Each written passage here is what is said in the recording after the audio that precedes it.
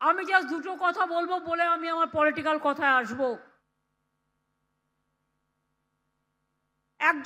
একজন দুঃশাসন এসছেন বাংলায়।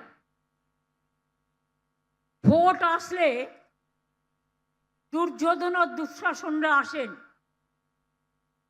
ওদের চোখে দেখবেন, দু চোখে দেখলেই আতঙ্ক হবে, এই বুঝি কিছু ক্ষতি করতে এলো রে, এলো রে, এলো রে, এলো রে, গেল রে, গেল রে, গেল রে। দুঃশাসন বাবু এসছেন, শকুনি মামার চেলা চামুন্ডারা ঘুরে বেড়াচ্ছে